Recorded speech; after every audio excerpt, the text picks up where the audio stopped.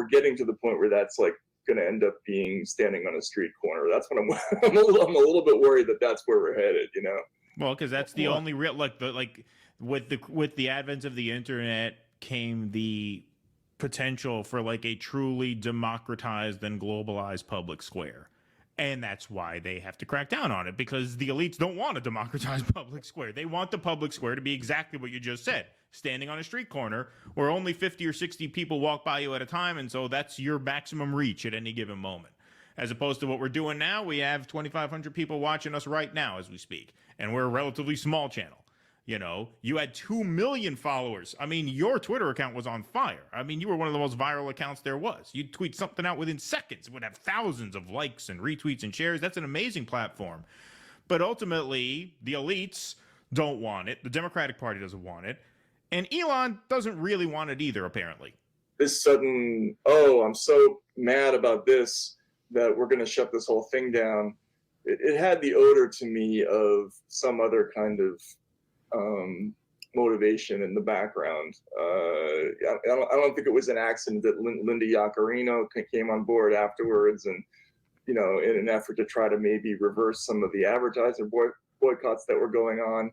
I'm sure he was taking all kinds of heat, you know, for stuff that was coming out in the Twitter files. I know he wasn't thrilled about some of the directions that some of those reports went in.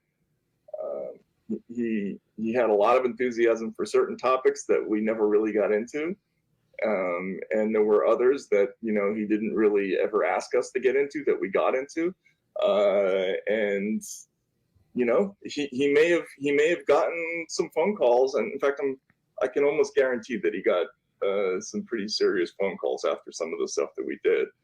And you know, I mean, I understand that. That's why we all had this meeting early on in the Twitter files, and one of the first things we all came to the conclusion was that this is temporary. Whatever this is, it's not going to go on for a long time.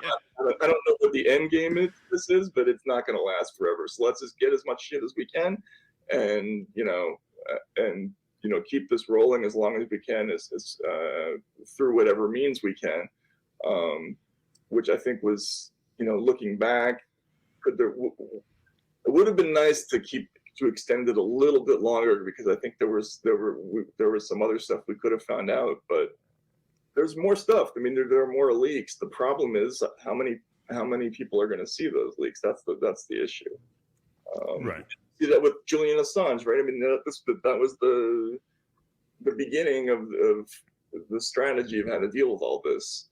And he was the first person that they whipped out the, you know, cutting off banking services with, and you know, it's a little terrifying to see that where the end game was with him. But you know, leaks are not to be countenanced apparently in this new system.